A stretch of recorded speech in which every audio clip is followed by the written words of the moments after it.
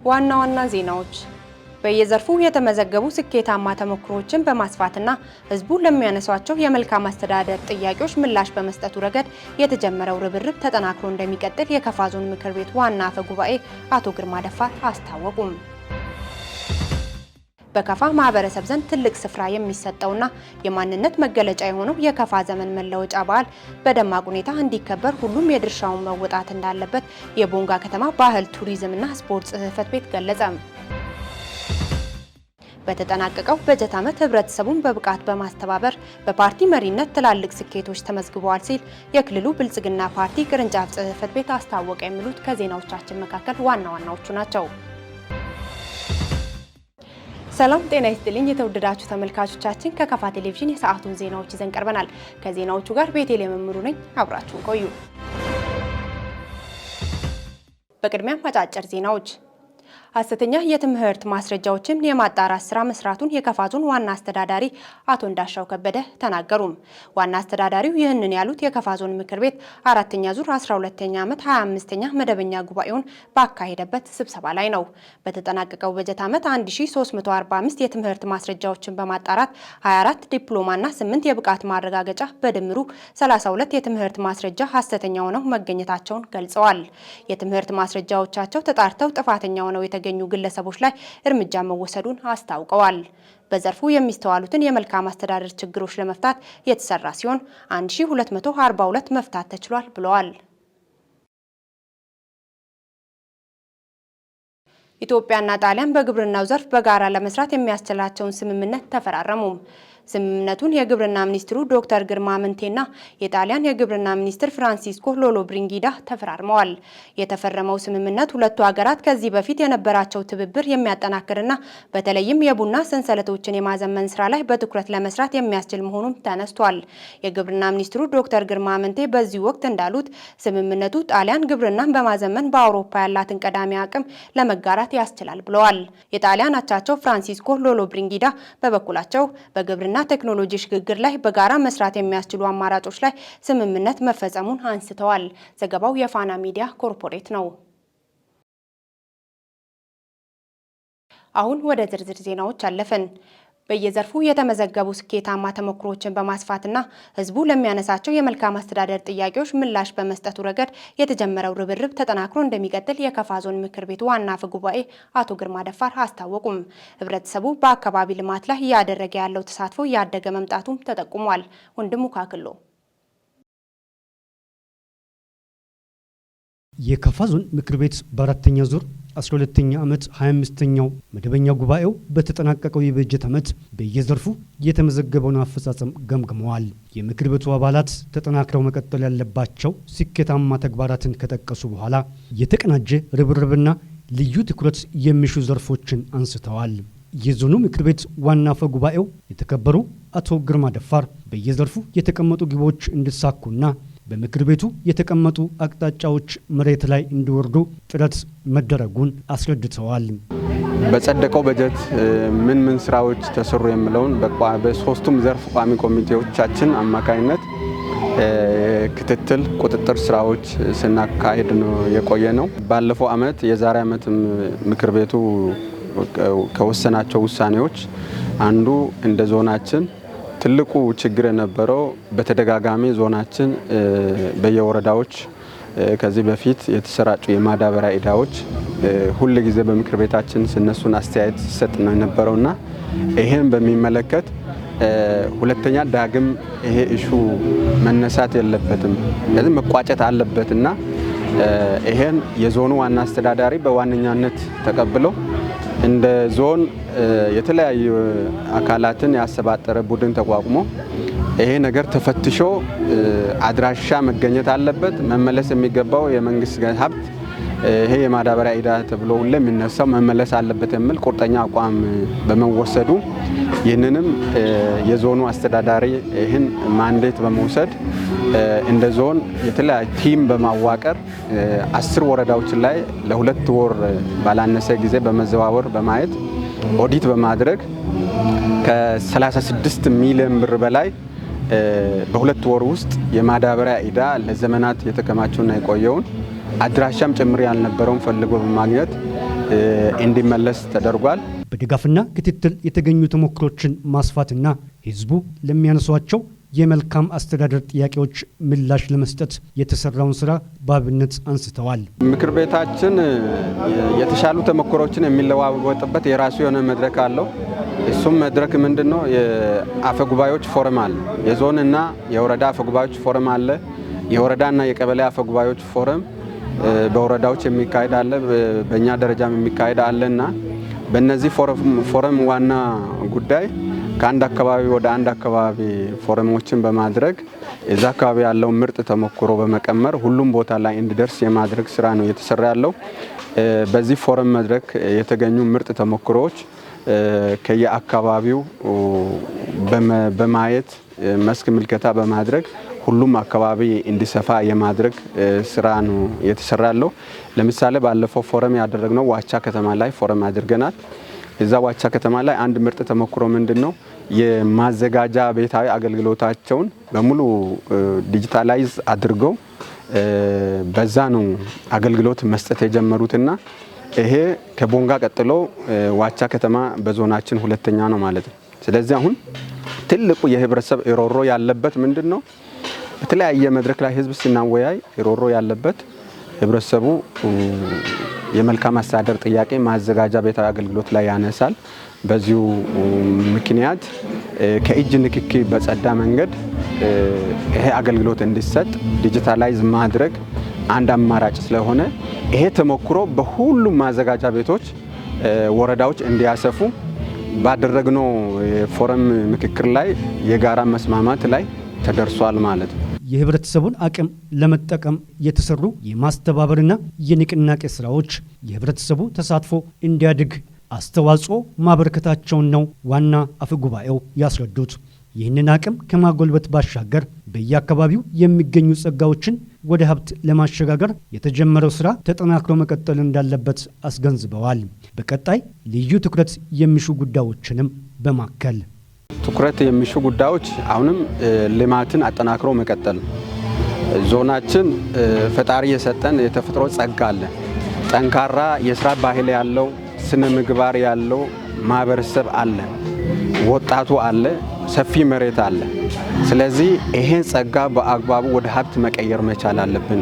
ቀጣይ ከቦንጋ ከዋቻ ቀጥሎ ሌሎች ማዘጋጃ ቤታዊ አገልግሎቶች ወደዚህ ደረጃ በሚገቡበት ጊዜ በማዘጋጃ ቤታዊ አገልግሎት የሚነሱ በርካታ ጩኸቶች መቀነስ የሚቻልበትና የመልካም አስተዳደር ጥያቄዎችን በዛ መመለስ የሚቻልበት አንዱ ትልቁ ነገር እሱ ነው ብለን እንወስዳለን። ከዚህ በፊት በሚደረጉ ፎረሞችም እንደዚሁ በልማት ስራዎች ተሞክሮችን በመውሰድ ሁሉም ቦታ ላይ የማስፋት ስራዎች እየተሰሩ ናሉ። በዚህም ውጤት እየመጣ ነው ያለው።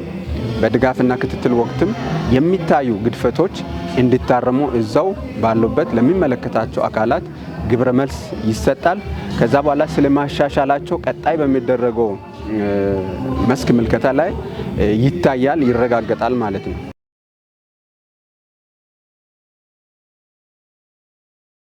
በከፋ ማህበረሰብ ዘንድ ትልቅ ስፍራ የሚሰጠውና የማንነት መገለጫ የሆነውን የከፋ ዘመን መለወጫ በዓል በደማቅ ሁኔታ እንዲከበር ሁሉም የድርሻውን መወጣት እንዳለበት የቦንጋ ከተማ ባህል ቱሪዝምና ስፖርት ጽሕፈት ቤት ገለጸም። ጽሕፈት ቤቱ የበዓል ቅድመ ዝግጅት ስራዎች ዙሪያ ከባለድርሻ አካላት ጋር ውይይት አካሂዷል። ዘገባው የባልደረባችን ታምራት ኃይሌ ነው። ጽዮን ታደለ ታቀርበዋለች።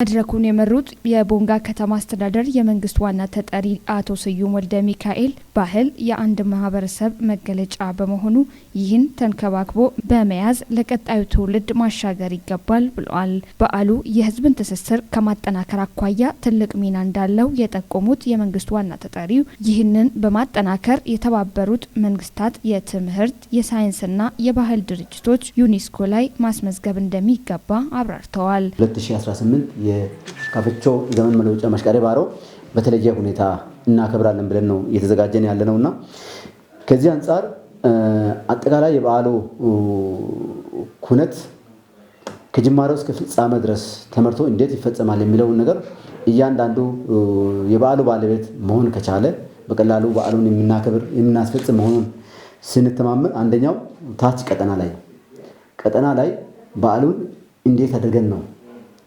የምናስፈጽመው። ሁለተኛው ቦንግ ሸምበቶ ላይ ነው። ቦንግ ሸምበቶ ላይ እንዴት አድርገን ነው የምናስፈጽመው? ከአምና ለየት ይላል ብለን አሁን እስካቀድን ድረስ እንግዲህ ቦንጋ ከተማ አጠቃላይ ከሁሉም ቦታ የሚመጣውን እንግዳ ተቀባይ እንደመሆኑ መጠን ሰፊ ዝግጅት ማድረግን የሚጠይቅ ነገር መኖሩን ተግባብተን በየደረጃው ውይይት ያስፈልጋል። ውይይቱ አንደኛው አመራር ፖሉ ተወያይቷል። ቀጠና ሲወረድ ቀጠና ላይ መዋቅሩ ይወያያል። ይህን መነሻ በማድረግ አጠቃላይ ቦንጋ ከተማ ውስጥ ያለው የመንግስት ተቋማት ላይ ያሉ መንግስት ሰራተኞች ሙሉ በሙሉ ውይይት ያደርጋሉ። የህዝብ መድረክ ይኖራል። ህዝብ ይወያያል። አገር ሽማግሌዎች ይወያያሉ። ሃይማኖት አባት ውይይት ያደርጋል። ወጣቶች፣ ሴቶች ይወያያሉ። አካል ጉዳተኞች ይወያያሉ። መንግስታዊ ያልሆኑ ተቋማት ውስጥ ያሉ አካላት ሁሉ ይወያያል። በዚህ ውይይት አዳብረን የጋራ አቋም ከተያዘ በኋላ ይህን ተከትሎ እቅዶቹ በየደረጃ የተዘጋጁ እቅዶች የሚጸድቁበት ሂደት ይኖራል ተብሎ ይጠበቃልና ይህንን እንግዲህ እስከ ቀን ነሐሴ 5 ድረስ መድረኮችን 100% እናጠቃልላለን ብለን እቅድ ይዘናል። በዚህ ልክ እየተከደ ያለበት ሂደት አለ። ትላንት ጀምረናልና እንፈጽማለን። ከሁሉም ስፍራ የሚወጡ እንግዶችን የሚያስተናግደው ቦንጋ ከተማ በመሆኑ ለዚህ የሚሆኑ የቅድመ ዝግጅት ስራዎች በትኩረት እየተሰሩ ስለመሆናቸው አቶ ስዩም ተናግረዋል። ህብረተሰቡ የባህል አልባሳቶችን በተመጣጣኝ ዋጋ ገዝተው በዓሉን እንዲያከብር ለማስቻል ከነጋዴዎች ጋር ውይይት መደረጉን ጠቁመዋል። አንደኛው በተለይ የከፋን ማንነት የሚገልጽ አልባሳት ላይ ያለው ትንሽ ወጣ ገባ የሚሉ ነገሮች መታረም ስላለባቸው በከተማ ደረጃ አልባሳት እያዘጋጁ ያሉ አካላት ጋር ማህበራት ጋር ሰፊ ውይይት አድርገናል። ተግባቦት ፈጥረናል። ከእናቶች እስከ ህፃን ድረስ ያለው ከወጣቶች እስከ አባት ድረስ ያለውን አጠቃላይ ማህበረሰቡን ማቀፍ በሚችለው መንገድ በጥራት በስፋት ማምረት ዋጋው ተመጣጣኝ ሊሆን ይገባል። እንዲህ አድርገን ተደራሽ አድርገን እያንዳንዱ ሰው አቅሙ በፈቀደው ልክ ገዝቶ ለብሶ በዓሉን ማድመቅ መቻል አለበት የሚለውን ነገር ተግባቦት ተፈጥሮ ወደ ተግባር የተገባበት ሂደት አለ። ይሄን አጠናክረን ሄደን እንግዲህ ቦንጋ ከተማ ላይ ብቻ ሳይሆን ይሄ ባህል አልባሳት ሁሉም ወረዳዎች ላይ ተደራሽ እንዲሆን የማድረግ ስራ መሰራት አለበት የሚለውን ተግባብተናልና ከዚህ ውጪ የሌሎች ማህበረሰብ አካላት የባህል ልብስ እኛ አካባቢ ሊመረጥ በጥራት በስፋት ሊመረት ይገባል። ከሌላ ቦታ የሚመጣው ሰው የሱን ባህል ታሪክ የሚገልጽ አልባሳት እኛ አካባቢ ላይ ገዝቶ መልበስ መቻል አለበት፣ ማግኘት መቻል አለበት የሚለውንም ተግባብተናልና እነዚህ ነገሮችን በስፋት እንዲሰራ ከተማ አስተዳደሩ ተግባቦት ፈጥሯልና ይህን አጠናክረን ወደፊት የምንቀጥልበት ሂደት ነው የሚኖረው። በቦንጋ ከተማ አስተዳደር ባህል ቱሪዝምና ስፖርት ጽሕፈት ቤት ኃላፊ ወይዘሮ ቅድስት ፍቃዱ በበኩላቸው በዓሉ ከወትሮ በበለጠ መልኩ እንዲከበር በከተማ አስተዳደሩ ትኩረት ተሰጥቶ እየተሰራ መሆኑን አብራርተዋል። ለተግባሩ ስኬታማነት የአብይና የንዑስ ኮሚቴዎችን በማዋቀር ሰፊ ውይይት መደረጉንም አንስተዋል። ከተማ አስተዳደር ደረጃ ሰነድ አዘጋጅተን ውይይቶችን በዓሉ በደማቅ ሁኔታ የሚከበርበትን መንገድ ነው ትናንት ስንወያይ የነበረው። ከዛ ውጪ በዋና ኮሚቴና ንዑስ ኮሚቴዎችን ወደ ቀጠና ወርዶ በከተማ ደረጃም የሚሰራውን ነው እየተወያየን የነበረው። በመቀጠልም ህዝቡ በዓሉ ህዝባዊ እንዲሆን ግንዛቤ ለማስጨበጥም ነው በስፋት ውይይት የተደረገውና ከፋ ባህል ብዙ የባህል አልባሳት፣ የባህል ምግቦች፣ የባህል ቡና አፈላል ስርዓት ያለን ሰዎች ስለሆንን የስራ ባህላችን፣ የለቅሶ ባህላችን ብዙ የተለያዩ ባህሎች ስላሉን እነሱን በቦንጋ ከተማ ባህል ቱሪዝምና ስፖርት ቢሮ አማካኝነት እዛ ላይ ትርኢቶች የሚታዩ ነው የሚሆነው። በተጨማሪ ግን ህብረተሰቡ ልክ ቤቱ ላይ በሚያከብረው ልክ ውጭ ላይ ወጥቶ የሚያከብርበት በዓል እንዲሆን ነው የምፈልገው።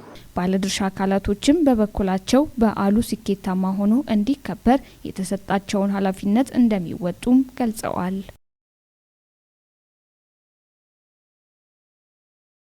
የከፋ ዞን ብልጽግና ፓርቲ ቅርንጫፍ ጽሕፈት ቤት የአደረጃጀት ዘርፍ የ2017 በጀት ዓመት አፈጻጸም ግምገማና የ2018 በጀት ዓመት የመሪ እቅድ ኦሪንቴሽን መድረክ ተካሄደ።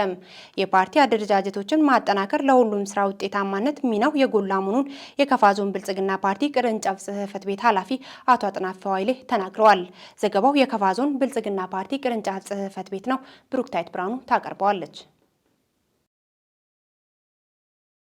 በመድረኩ የእንኳን ደህና መጣችሁ መልእክት ያስተላለፉት የካፋ ዞን ብልጽግና ፓርቲ አደረጃጀት ዘርፍ ኃላፊ ወይዘሮ ጽዮን ታዬ ብልጽግና ፓርቲ ጠንካራ ተቋማዊ አደረጃጀት ለመፍጠር ግብ ተጥሎ በርካታ ስራ መሰራቱን ተናግረዋል። የፓርቲ አደረጃጀት ስራዎች የብልጽግና ህብረትና ቤተሰብ ከነበረበት አጠቃላይ አደረጃጀት በመፈተሽ መልሶ የማደራጀት አመራሩና አባላቱ በህብረትና ቤተሰብ ደረጃ ተቋማዊና ግለሰብ እቅድ መታቀዱን አዳዲስ አባላት ምልመላ በመመሪያ መሰረት የተደራጀ መሆኑ ብቁና ፓርቲውን ወደፊት ሊወስዱ የሚችሉ የአመራር ስምሪት ምልመላ አሰጣጥ በመመሪያ መሰረት የተከናወነ መሆኑን ተናግረዋል። አክሎም የአባላት የአቅም ግንባታ ስራ በሁለተኛ መደበኛ ጉባኤ የተደረገው የስያሜ ለውጦች ላይ ለአባላቱ ግንዛቤ የማስያዝ እንዲሁም ሌሎች የፓርቲ እሳቤዎች ዙሪያ የተለያዩ ስልጠናዎች የተሰጠ መሆኑና በበጀት ዓመት በፓርቲ በርካታ ውጤታማ ስራዎች መሰራቱን ተናግረዋል። በመድረኩ በመገኘት መልእክት ያስተላለፉት የካፋ ዞን ብልጽግና ፓርቲ ቅርንጫፍ ጽህፈት ቤት ኃላፊ አቶ አጥናፉ ኃይሌ የፓርቲ አደረጃጀት ስራን ማጠናከር ለሁሉም ስራ ውጤታማነት ሚናው የጎላ መሆኑን ጠቅሰው በዚህ በበጀት ዓመት አመርቂ ስራዎች መሰራቱን ተናግረዋል። በመዋቅሮች ዘንድ የሚስተዋለውን የአፈጻጸም ክፍተት ለማቀራረብ በትኩረት እየተሰራ መሆኑን ጠቅሰው አባላትና አመራር እውነተኛ አቋምና መርህ እንዲይዙ በግምገማና በምዘና ማስተካከል መቻሉና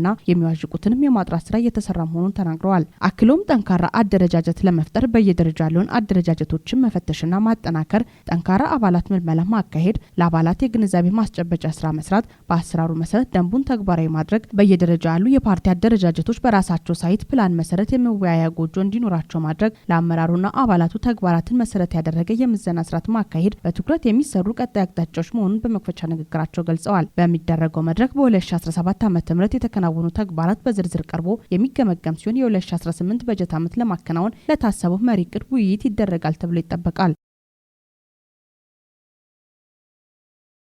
በተጠናቀቀው በጀት ዓመት ህብረተሰቡን በብቃት በማስተባበር በፓርቲ መሪነት ትላልቅ ስኬቶች ተመዝግበዋል ሲል የክልሉ ብልጽግና ፓርቲ ቅርንጫፍ ጽህፈት ቤት ገለጸ። የደቡብ ምዕራብ ኢትዮጵያ ህዝቦች ክልል ብልጽግና ፓርቲ ቅርንጫፍ ጽህፈት ቤት የፖለቲካና አቅም ግንባታ ዘርፍ የ2017 በጀት ዓመት አፈጻጸም ማጠቃለያ ግምገማና የ2018 በጀት ዓመት ጠቋሚ ዕቅድ የውይይት መድረክ በቦንጋ ከተማ አካሂዷል። ዘገባው የክልሉ መንግስት ኮሚኒኬሽን ጉዳዮች ጽህፈት ቤት ነው። እታበባ ተስፋዬ ታቀርበዋለች። የደቡብ ምዕራብ ኢትዮጵያ ህዝቦች ክልል ብልጽግና ፓርቲ ቅርንጫፍ ጽህፈት ቤት የፖለቲካና አቅም ግንባታ ዘርፍ የ2017 በጀት ዓመት አፈጻጸም ማጠቃለያ ግምገማና የ2018 በጀት ዓመት ጠቋሚ ዕቅድ የውይይት መድረክ በቦንጋ ከተማ ተካሂዷል። በክልሉ ብልጽግና ፓርቲ ቅርንጫፍ ጽህፈት ቤት የፖለቲካና አቅም ግንባታ ዘርፍ ኃላፊ አቶ ነጋ አበራ በዚሁ ጊዜ እንዳሉት ፓርቲያችን ብልጽግና ትላልቅ ሀሳቦችን በማፍለቅና በማመንጨት ወደ ተግባር በመቀየር የህዝቡን ተጠቃሚነት እያረጋገጠ ይገኛል ብለዋል። በተጠናቀቀው በጀት ዓመት ውጤታማ የፖለቲካና አቅም ግንባታ ስራዎች በመሰራት የህዝቡን ተሳትፎና ተጠቃሚነት ማረጋገጥ በመቻሉ የፓርቲያችንን ቅቡልነት የማሳደግ እንዲሁም ለሁለንተናዊ ብልጽግና ጉዞ ስኬት መሰረት የሚሰጥ ስኬታማ ስራዎች ተከናውነዋል። የፓርቲዎች ፕሮግራሞች፣ እሳቤዎች፣ ፖሊሲዎች፣ እቅዶች በአግባቡ በህዝቡ ዘንድ በማስረጽና የተለያዩ የአቅም ማጎልበቻ ስልጠናዎችንና የውይይት መድረኮችን በመፍጠር በርካታ ስኬታማ ስራዎች ተመዝግበዋል። በተጠናቀቀው በጀት ዓመት የተናበበና የተቀናጀ የፖለቲካ ስራ በሚል መሪ ሀሳብ በርካታ የህዝቡን ተጠቃሚነት የሚያረጋግጡ ስራዎች በዘርፉ መሰራታቸውን ጠቅሰዋል። በዚህም የህዝቡን ንቅናቄ በመፍጠር በሰላም በልማትና በመልካም አስተዳደር ዘርፍ በርካታ ስራዎች ተሰርተዋል። በአዎንታዊ ሰላም ግንባታ፣ በመልካም አስተዳደር የኑሮ ውድነትን ለማቅለል በስራ አጥነት ቅነሳ መሰረተ ልማት እንዲሁም በሌሎች ዘርፎች ላይ ትላልቅ ስራዎች መሰራታቸውን አብራርተዋል። በ2018 በጀት ዓመት የሀሳብና ተግባር አንድነት ለላቀ ድልና ስኬት የዘርፉ ቁልፍ መርህ በመሆኑ በትጋትና በተናበበ መልኩ መሰራት ይጠበቃል ብለዋል። በመድረኩ በተጠናቀቀው በጀት ዓመት በፖለቲካና አቅም ግንባታ ዘርፍ ስራዎች በተመዘገቡ ስኬቶች፣ የታዩ ክፍተቶች ብሎም ቀጣይ የትኩረት አቅጣጫዎች በጥልቀት የሚገመግሙበት እንዲሆን አብራርተዋል። የ2017 በጀት ዓመት የዘርፉ ማጠቃለያ ሪፖርት በዘርፉ ምክትል ኃላፊ አቶ አለሙ ገብሬ ቀርቦ ውይይት ተደርጓል። ግልጸኝነት የሰፈነውን የጨረታ ሂደት ለማስፈንና ውጤታማ ግዢ ለማስፈጸም የኤሌክትሮኒክስ ግዢ ስርዓት ወሳኝ መሆኑ ተመላከተም። የፌዴራል ግዢና ንብረት ባለስልጣን ከደቡብ ምዕራብ ኢትዮጵያ ህዝቦች ክልል ማዕከል ለተመረጡ ግዢ ባለሙያዎች የኤሌክትሮኒክስ ግዢ ስርዓት ላይ ስልጠና በቦንጋ ከተማ ሰጥቷል። ዘገባው የክልሉ መንግስት ኮሚኒኬሽን ጉዳዮች ቢሮ ነው። ጽዮን ታደለ በመድረኩ የመክፈቻ ንግግር ያደረጉት የክልሉ የመንግስት ግዢና ንብረት አስተዳዳሪ ባለስልጣን ዋና ዳይሬክተር ወይዘሮ የሻረግ ደበበ የኤሌክትሮኒክስ ግዢ ስርዓት እኩል የውድድር እድል መፍጠር፣ ገንዘብ የሚያስገኘውን ዋጋ ማስገኘት፣ የህዝብ ግዢ ህግን ማስከበር፣ ወጪ መቀነስና ግዢ መቆጠብ ግልጸኝነትና ተጠያቂነትን ማስፈን፣ ውጤታማነትን ማሻሻል፣ የህዝብና የግል ሴክተሮችን ያካተተ የተቀናጀና የተናበበ ስነ ምህዳር መፍጠር የስርዓቱ ዋና ዋና ጥቅሞች ናቸው ብለዋል። ግዢ ፈጻሚ የመንግስት መስሪያ ቤቶች የተመደበላቸውን ውስን ሀብት ለግዢ ሲያውሉ ውጤታማና ለታለመለት ዓላማ እንዲያውሉ እንዲሁም ከማንኛውም ንክኪ የጸዳ እንዲሆን የኤሌክትሮኒክስ ግዢ ወሳኝ መሆኑን አውስተዋል።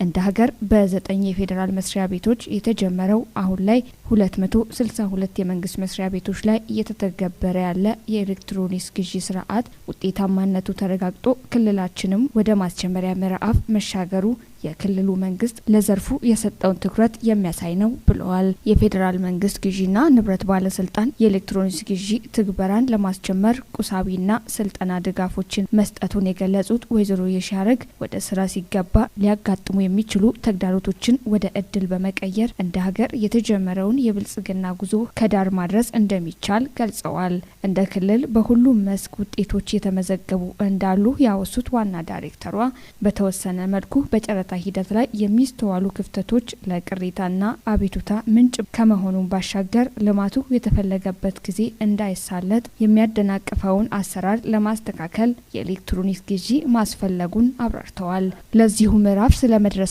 የክልሉ መንግስት ለትግበራው ባለው ቆራጥ አቋም ከፌዴራል ግዢና ንብረት ባለስልጣን እየሰጠ ላለው ድጋፍ አድናቆታቸውን ገልጸው በመርሃ ግብሩ ላይ የተገኙ ሰልጣኞች ልዩ ትኩረት እንዲሰጡ አሳስበዋል። በስልጠናው ላይ ከፌዴራልና ከክልል የተገኙ አመራሮች፣ ባለሙያዎች የተገኙ ሲሆን በተግባር ላይ ትኩረት ያደረገው ስልጠና ለ3 ተከታታይ ቀናት እንደሚሰጥ ከመርሃ ግብሩ መረዳት ተችሏል።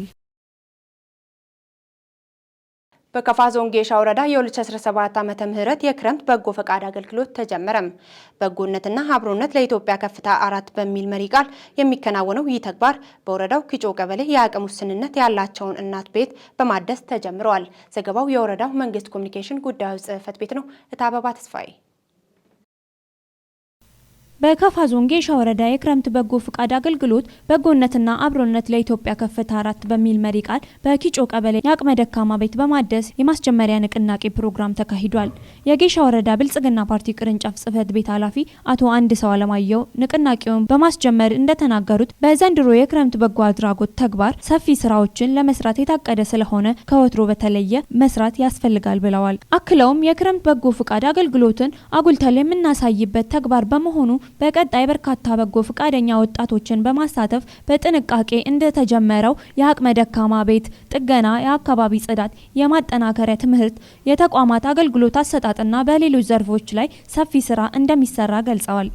በጎነት ለራስ ነው ያሉት አቶ አንድ ሰው በበጎ ስራው ተጠቃሚ ከሚሆኑ ግለሰቦች ይልቅ በጎ ፍቃደኞች የበለጠ የህሊና እርካታ ስለሚያገኙ ለተግባሩ በጥንቃቄ እንዲሳተፉ አሳስበዋል። የወረዳው ሴቶች፣ ህጻናት፣ ወጣቶችና ማህበራዊ ጉዳዮች ጽህፈት ቤት ምክትል ኃላፊ አቶ ቆጭቶ ገብሬ በበኩላቸው በዘንድሮ የክረምት ወራት ማህበረሰቡን ተጠቃሚ የሚያደርግና የወረዳችንን ልማት ሊያሰፋ የሚችሉ የበጎ ፍቃድ ስራዎች በሰፊ እንደሚሰሩ ጠቅሰው የመረዳዳት ባህላችንን በማዳበር ህብረተሰቡን በበጎ አድራጎት ተግባር አቅመ ደካማ ማህበረሰቦችን መርዳት ቀዳሚ ተግባር መሆን አለበት ብለዋል። ማህበረሰቡም በጎ ፍቃድ የሚሰጡ ወጣቶችን መደገፍና ማበረታታት ይገባል ያሉት አቶ ቆጭቶ በተያዘው የክረምት ወቅት የአቅመ ደካሞችን ቤት ማደስና መጠገን፣ የአረንጓዴ አሻራ ችግኝ ተከላ፣ ጸጥታና ስራ፣ በትራንስፖርት አገልግሎት አሰጣጥና በሌሎች ተግባራት ሰፊ ስራ ለመስራት መታቀዱንም አያይዘው ገልጸዋል። በክረምት በጎ አድራጎት ስራ የማስጀመሪያ ፕሮግራሙን የኪጮ ቀበሌ ነዋሪ ወይዘሮ